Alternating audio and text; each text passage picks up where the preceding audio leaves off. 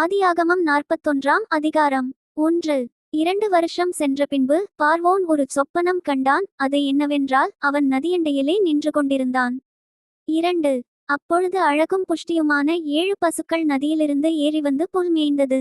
3. அவைகளின்பின் அவலட்சணமும் கேவலமுமான வேறே 7 பசுக்கள் நதியிலிருந்து ஏறி வந்து நதி ஓரத்தில் மற்ற பசுக்களண்டையிலே நின்றது. 4. அவலட்சணமும் கேவலமுமான பசுக்கள் அழகும் புஷ்டியுமான 7 பசுக்களையும் பட்சித்து போட்டது. இப்படி பார்வோன் கண்டு விழித்து கொண்டான். 5. மறுபடியும் அவன் நித்திரை செய்து 2ஆம் விசை ஒரு சொப்பனம் கண்டான். நல்ல செழுமையான 7 கதிர்கள் ஒரே தாளிலிருந்து ஓங்கி வளர்ந்தது. 6. பின்பு சாவியானதும் கீழ்காற்றினால் தீந்ததுமான 7 கதிர்கள் முளைத்தது. 7. சாவியான கதிர்கள் செழுமையும் நிறைமேனியுமான அந்த 7 கதிர்களையும் விழுங்கி போட்டது. அப்பொழுது பார்வோன் விழித்துக்கொண்டு அது சொப்பனம் என்று அறிந்தான். 8. காலமே பார்வோனுடைய மனம் கலக்கங்கொண்டிருந்தது. அப்பொழுது அவன் எகிப்திலுள்ள சகல மந்திரவாதிகளையும் சகல சாஸ்திரிகளையும் அழைப்பித்து அவர்களுக்கு தன் சொப்பனத்தை சொன்னான். ஒருவராலும் அதன் அர்த்தத்தை பார்வோனுக்குச் சொல்லக்கூடாமற் போயிற்று. 9. அப்பொழுது பானபாத்திரக்காரரின் தலைவன் பார்வோனை நோக்கி, நான் செய்த குற்றம் இன்றுதான் என் நினைவில் வந்தது. 10.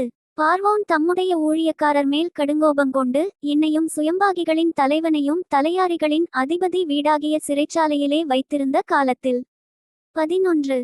நானும் அவனும் ஒரே இராத்திரியிலே வெவ்வேறு பொருள் கொண்ட சொப்பனம் கண்டோம். 12. அப்பொழுது தலையாரிகளின் அதிபதிக்கு வேலைக்காரனாகிய எபிரேய பிள்ளையாண்டான் ஒருவன் அங்கே எங்களோடே இருந்தான். அவனிடத்தில் அவைகளைச் சொன்னோம். அவன் நாங்கள் கண்ட சொப்பனங்களுக்குரிய வெவ்வேறு அர்த்தத்தின்படியே எங்கள் சொப்பனத்தின் பயனை சொன்னான். 13. அவன் எங்களுக்குச் சொல்லிய அர்த்தத்தின்படியே நடந்தது. என்னை திரும்ப என் நிலையிலே நிறுத்தி அவனை தூக்கி போடுவித்தார் என்றான். 14. அப்பொழுது பார்வோன் யோசேப்பை அழைப்பித்தான். அவனை தீவிரமாய் காவல் கிடங்கிலிருந்து கொண்டு வந்தார்கள். அவன் சவரம் பண்ணிக்கொண்டு வேறு வஸ்திரம் தரித்து பார்வோனிடத்தில் வந்தான். 15. பார்வோன் யோசேப்பை நோக்கி, ஒரு சொப்பனம் கண்டேன். அதன் அர்த்தத்தைச் சொல்ல ஒருவரும் இல்லை. நீ ஒரு சொப்பனத்தை கேட்டால் அதன் அர்த்தத்தைச் சொல்லுவாய் என்று உன்னை குறித்து நான் கேள்விப்பட்டேன் என்றான். 16. அப்பொழுது யோசேப்பு பார்வோனுக்கு பிரதியுத்தரமாக, நான் அல்ல, தேவனே பார்வோனுக்கு மங்களமான உத்தரவு அருளிச் செய்வார் என்றான். 17. பார்வோன் யோசேப்பை நோக்கி, என் சொப்பனத்திலே நான் நதி ஓரத்தில் நின்று கொண்டிருந்தேன். 18. அழகும் புஷ்டியுமான 7 பசுக்கள் நதியிலிருந்து ஏறி வந்து புல்மேய்ந்தது. 19. அவைகளின்பின் இளைத்ததும் மகா அவலட்சணமும் கேவலமுமான வேறே 7 பசுக்கள் ஏறி வந்தது. இவைகளைப் போல அவலட்சணமான பசுக்களை எகிப்து தேசமெங்கும் நான் கண்டதில்லை.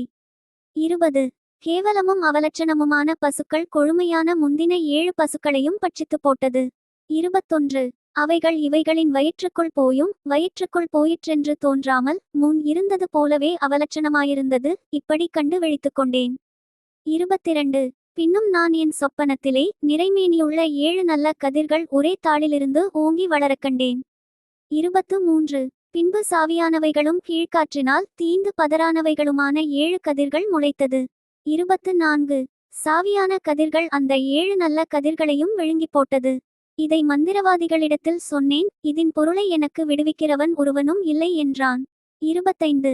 அப்பொழுது யோசேப்பு பார்வோனை நோக்கி, பார்வோனின் சொப்பனம் ஒன்றுதான். தேவன் தாம் செய்யப்போகிறது இன்னதென்று பார்வோனுக்கு அறிவித்திருக்கிறார். 26. அந்த 7 நல்ல பசுக்களும் 7 வருஷமாம். அந்த 7 நல்ல கதிர்களும் 7 வருஷமாம். சொப்பனம் ஒன்றே. 27. அவைகளின்பின் ஏறிவந்த கேவலமும் அவலட்சணமுமான 7 பசுக்களும் 7 வருஷமாம். கீழ்காற்றினால் தீந்து சாவியான 7 கதிர்களும் 7 வருஷமாம். இவைகள் பஞ்சமுள்ள 7 வருஷமாம். 28. பார்வோனுக்கு நான் சொல்ல வேண்டிய காரியம் இதுவே. தேவன் தாம் செய்யப்போகிறதை பார்வோனுக்கு காண்பித்திருக்கிறார். 29. எகிப்து தேசமெங்கும் பரிபூரணமான விளைவு உண்டாயிருக்கும் 7 வருஷம் வரும். 30. அதன்பின் பஞ்சமுண்டாயிருக்கும் 7 வருஷம் வரும். அப்பொழுது எகிப்து தேசத்தில் அந்த பரிபூரணமெல்லாம் மறக்கப்பட்டு போகும். அந்த பஞ்சம் தேசத்தை பாழாக்கும். 31. வரப்போகிற மகா கொடுமையான பஞ்சத்தால் தேசத்தில் முன்னிருந்த பரிபூரணமெல்லாம் ஒழிந்து போம். 32. இந்த காரியம் தேவனால் நிச்சயிக்கப்பட்டிருக்கிறது என்பதையும் தேவன் இதைச் சீக்கிரத்தில் செய்வார் என்பதையும் குறிக்கும் பொருட்டு இந்த சொப்பனம் பார்வோனுக்கு இரட்டித்தது. 33. ஆகையால் விவேகமும் ஞானமுமுள்ள ஒரு மனுஷனை தேடி அவனை எகிப்து தேசத்துக்கு அதிகாரியாக பார்வோன் ஏற்படுத்துவாராக. 34. இப்படி பார்வோன் செய்து தேசத்தின் மேல் விசாரணைக்காரரை வைத்து பரிபூரணமுள்ள 7 வருஷங்களில் எகிப்து தேசத்திலே விளையும் விளைச்சலில் 1/5 வாங்கும்படி செய்வாராக. 35 அவர்கள் வரப்போகிற நல்ல வருஷங்களில் விளையும் தானியங்களையெல்லாம் சேர்த்து பட்டணங்களில் ஆகாரம் உண்டாயிருக்கும்படிக்கு பார்வோனுடைய அதிகாரத்துக்குள்ளாக தானியங்களை பத்திரப்படுத்தி வைப்பார்களாக. 36 தேசம் பஞ்சத்தினால் அழிந்து போகாதபடிக்கு அந்த தானியம் இனி எகிப்து தேசத்தில் உண்டாகும் பஞ்சமுள்ள 7 வருஷங்களுக்காக தேசத்திற்கு ஒரு வைப்பாயிருப்பதாக என்றான். 37 இந்த வார்த்தை பார்வோனுடைய பார்வைக்கும் அவன் ஊழியக்காரர் எல்லாருடைய பார்வைக்கும் நன்றாய் கண்டது. 38 அப்பொழுது பார்வோன் தன் ஊழியக்காரரை நோக்கி, தேவ ஆவியை பெற்ற இந்த மனுஷனைப் போல வேறொருவன் உண்டோ என்றான். 39 பின்பு பார்வோன் யோசேப்பை நோக்கி, தேவன் இவையெல்லாவற்றையும் உனக்கு வெளிப்படுத்தியிருக்கிறபடியால் உன்னைப்போல விவேகமும் ஞானமும் உள்ளவன் வேறொருவனும் இல்லை. 40 நீ என் அரமனைக்கு அதிகாரியாயிருப்பாய், உன் வாக்கின்படியே என் ஜனங்கள் எல்லாரும் அடங்கி நடக்கக்கடவர்கள், சிங்காசனத்தில் மாத்திரம் உன்னிலும் நான் பெரியவனாய் இருப்பேன் என்றான். 41 பின்னும் பார்வோன் யோசேப்பை நோக்கி, பார், எகிப்து தேசம் முழுமைக்கும் உன்னை அதிகாரியாக்கினேன் என்று சொல்லி. 42 பார்வோன் தன் கையில் போட்டிருந்த தன் முத்திரை மோதிரத்தை கழற்றி அதை யோசேப்பின் கையிலே போட்டு மெல்லிய வஸ்திரங்களை அவனுக்கு உடுத்தி பொன் சரப்பணியை அவன் கழுத்திலே தரித்து. 43 தன்னுடைய 2ஆம் இரதத்தின் மேல் அவனை ஏற்றி தெண்டனிட்டு பணியுங்கள் என்று அவனுக்கு முன்பாக கூறுவித்து எகிப்து தேசம் முழுமைக்கும் அவனை அதிகாரியாக்கினான். 44 பின்னும் பார்வோன் யோசேப்பை நோக்கி, நான் பார்வோன், ஆனாலும் எகிப்து தேசத்திலுள்ளவர்களில் ஒருவனும் உன் உத்தரவில்லாமல் தன் கையையாவது தன் காலையாவது அசைக்கக்கூடாது என்றான். 45 மேலும் பார்வோன் யோசேப்புக்கு சாப்நாத்பன்னேயா என்கிற பெயரையிட்டு ஊன் பட்டணத்து ஆசாரியனாகிய போத்திபிராவின் குமாரத்தியாகிய ஆஸ்நாத்தை அவனுக்கு மனைவியாக கொடுத்தான். யோசேப்பு எகிப்து தேசத்தை சுற்றி பார்க்கும்படி புறப்பட்டான். 46 யோசேப்பு எகிப்தின் ராஜாவாகிய பார்வோனுக்கு முன்பாக நிற்கும்போது 30 வயதாயிருந்தான். யோசேப்பு பார்வோனுடைய சந்நிதியிலிருந்து புறப்பட்டு எகிப்து தேசம் எங்கும் போய் சுற்றி பார்த்தான். 47 பரிபூரணமுள்ள 7 வருஷங்களிலும் பூமி மிகுதியான பலனை கொடுத்தது. 48 அவ்வேழு வருஷங்களில் எகிப்து தேசத்தில் விளைந்த தானியங்களையெல்லாம் அவன் சேர்த்து அந்த தானியங்களை பட்டணங்களில் கட்டிவைத்தான். அந்தந்த பட்டணத்தில் அதினதின் சுற்றுப்புறத்து தானியங்களை கட்டிவைத்தான். 49 இப்படி யோசேப்பு அளவிறந்ததாய் கடற்கரை மணலைப் போல மிகுதியாக தானியத்தைச் சேர்த்து வைத்தான். அது அளவுக்கு அடங்காததாயிருந்தது. 50 பஞ்சமுள்ள வருஷங்கள் வருவதற்கு முன்னே யோசேப்புக்கு 2 குமாரர் பிறந்தார்கள். அவர்களை ஊன் பட்டணத்து ஆசாரியனாகிய போத்திபிராவின் குமாரத்தியாகிய ஆஸ்நாத்து அவனுக்கு பெற்றாள். 51 யோசேப்பு, என் வருத்தம் யாவையும் என் தகப்பனுடைய குடும்பம் அனைத்தையும் நான் மறக்கும்படி தேவன் பண்ணினார் என்று சொல்லி மூத்தவனுக்கு மனாசே என்று பெயரிட்டான். 52 நான் சிறுமைப்பட்டிருந்த தேசத்தில் தேவன் என்னை பலுக்க பண்ணினார் என்று சொல்லி இளையவனுக்கு எப்பிராயிம் என்று பெயரிட்டான். 53 எகிப்து தேசத்தில் வந்த பரிபூரணமுள்ள 7 வருஷங்களும் முடிந்தபின். 54 யோசேப்பு சொல்லியபடி 7 வருஷ பஞ்சம் தொடங்கினது. சகல தேசங்களிலும் பஞ்சம் உண்டாயிற்று, ஆனாலும் எகிப்து தேசமெங்கும் ஆகாரம் இருந்தது. 55 எகிப்து தேசமெங்கும் பஞ்சம் உண்டானபோது ஜனங்கள் உணவுக்காக பார்வோனை நோக்கி ஓலமிட்டார்கள். அதற்கு பார்வோன், நீங்கள் யோசேப்பினிடத்துக்கு போய் அவன் உங்களுக்கு சொல்லுகிறபடி செய்யுங்கள் என்று எகிப்தியர் எல்லாருக்கும் சொன்னான்.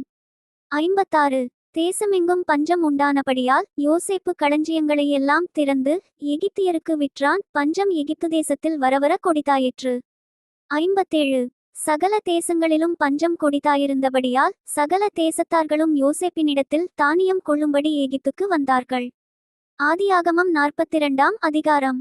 1 எகிப்திலே தானியம் உண்டென்று யாக்கோபு அறிந்து தன் குமாரரை நோக்கி, நீங்கள் ஒருவர் முகத்தை ஒருவர் பார்த்து கொண்டிருக்கிறது என்ன?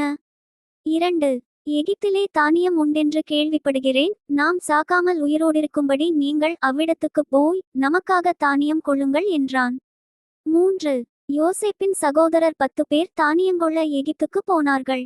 4 யோசேப்பின் தம்பியாகிய பென்யமீனுக்கு ஏதோ மோசம் வரும் என்று சொல்லி யாக்கோபு அவனை அவன் சகோதரரோடே அனுப்பவில்லை. 5 கானான் தேசத்திலே பஞ்சம் உண்டாயிருந்தபடியால் தானியம் கொள்ளப்போகிறவர்களுடனே கூட இஸ்ரவேலின் குமாரரும் போனார்கள். 6 யோசேப்பு அத்தேசத்துக்கு அதிபதியாயிருந்து தேசத்தின் ஜனங்கள் யாவருக்கும் விற்றான். யோசேப்பின் சகோதரர் வந்து முகங்குப்புற தரையிலே விழுந்து அவனை வணங்கினார்கள். 7.